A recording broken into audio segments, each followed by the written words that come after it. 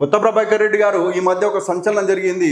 ఎందుకనంటే ఆయన రేవంత్ రెడ్డి గారిని కలవడము, రేవంత్ రెడ్డి గారితో సమావేశం ఏర్పాటు చేసుకొని దుబ్బాక నియోజకవర్గానికి సంబంధించి పలు అభివృద్ధి కార్యక్రమాలను శాంక్షన్ చేయించుకోవడం జరిగింది. దుబ్బాక నియోజకవర్గ కేంద్రంలో యంగ్ ఇండియా స్కిల్ యూనివర్సిటీని ఏర్పాటు చేయడమే కాకుండా దుబ్బాకకు సంబంధించినటువంటి కాలువలు ఏవైతే కాళేశ్వరం ప్రాజెక్టు, మల్లన్న సాగర్ సంబంధించి సబ్సిడరీ కెనాల్స్ ఒక చెరువు నుంచి ఇంకో చెరువుకి వెళ్ళే గొలుసుకట్టు చెరువులు నింపాల్సిన అవసరం ఉన్నటువంటి సబ్సిడరీ కెనాల్స్, ఉపకాలువలను శాంక్షన్ చేయించడంలో కూడా మేము నిధులు తీసుకొస్తామని చెప్పేసి ఆయన ఒక ప్రెస్ మీట్ పెట్టి సంచలనంగా మారింది. ఆ ప్రెస్ మీట్లో ఆయన చెప్పడం జరిగింది, ఏ ఊళ్ళో పోయినా కానీ కింద బుడ్డపోవడం నుంచి పెద్దోళ్ళు అంటారు. మాకు తెలియ ఏ బిజినెస్ మ్యాన్ నాకు తెలిసిన వాళ్ళు కొంచెం ఫ్యాక్టరీ దగ్గర ఆడడం ఉద్యోగస్తులు అన్న ఏమైనా మార్గదర్శకులు రాలేదు. ఎందుకు అంటే ఈ గవర్నమెంట్ వశపొందలేదు, దగ్గర వడగొట్టలేదు, దండం పెట్టాం, పైసలు ఇస్తాం, మీకు మస్తు పైసలు ఇస్తాం, కొనుండి అవసరం అనుకుంటే ఎమ్మెల్యేలు. కానీ ఉద్యోగం దీన్ని ఉస్తే దరిద్రం ఇది దీన్ని మొత్తం కథపట్టి ఇదని ఎంతో మంది అంటున్నారు. బిల్డర్స్ అంటారు, ఇండస్ట్రియలిస్టులు అంటారు, మీ ఖర్చు ఎంత పెట్టుకుంటారు, ఏ ఎమ్మెల్యేలు ఏం చేసుకుంటారో మీరు చేసుకోరు అనే కాడికి వచ్చిందంటే మీరు అర్థం చేసుకోవాలి. ఎంత దుర్మార్గమైన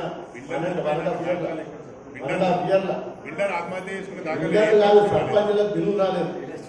మన ఇలా చాలా మంది ఉన్నారు బిల్లు రావాలి మొత్తుకుంటారు. ఇల్లు కట్టిన వాళ్ళు, లోరీలు వేసిన వాళ్ళు, రోడ్లు వేసిన వాళ్ళు, అంగన్వాడీ స్కూల్ కట్టిన వాళ్ళు, సంఘాలు కట్టిన వాళ్ళు పైసలు రాలేదు.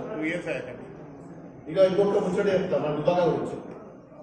దుబ్బాక మరొక విషయం మాట్లాడినా. దుబ్బాక నిజంగా చెప్పాలంటే మన తెలంగాణలో 10 ఉమ్మడి జిల్లాలలో కూడా ఇంత అభిమానంగా ఏది లేదు. మనం పేరుకు దుబ్బాక నియోజకవర్గం, హెడ్క్వార్టర్ లేదు. ఇలా తోడు ఉన్నది. ఎగ్జాంపుల్ చెప్తున్నాను. దీనికి ఆర్టీఓడు సిద్దిపేటోడు, డిఎస్పీ వాడు సిద్దిపేటోడు, సారీ గజ్వేల్లోడు, సిద్దిపేటోడు, గజ్వేల్లోడు, దుబ్బాకేడు, ఎలక్ట్రిసిటీ బోర్డు వాడు, రెవెన్యూ డిపార్ట్మెంట్ వాడు, ఆర్ఎంపీ వాడు, పంచాయత్ రాజు వాడు, గజ్వేల్లోడు. ఇక పోతే దౌలతాబాద్ ఉంది.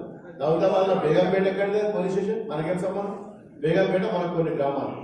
వీడు పోతే దానికి వచ్చి గజ్వేల్ల ఏసీపీ, తోటకు వచ్చి సర్కిల్ ఇన్స్పెక్టర్, చేయకుండా పోతే అది 4 ముక్కలు, 3 ఊళ్ళు 4 ముక్కలు, 2 ఊళ్ళేమో మాసాయిపేట, 4 గ్రామాలు తండాలు మాసాయిపేట మండలం ఉంటాయి.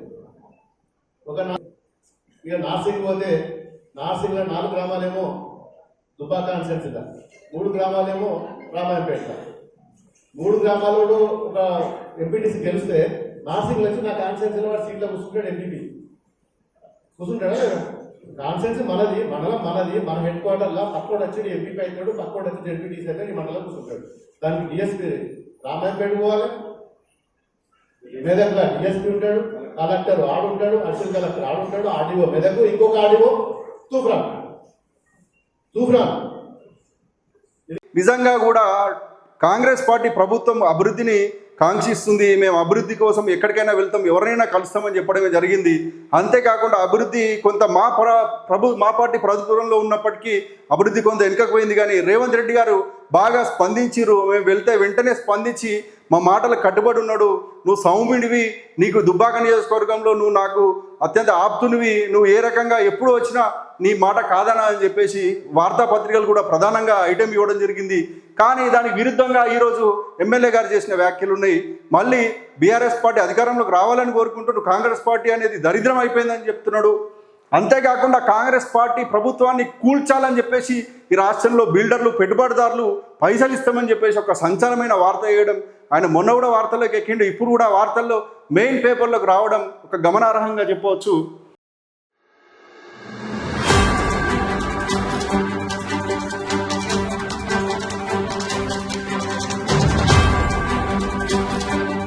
Z4 News.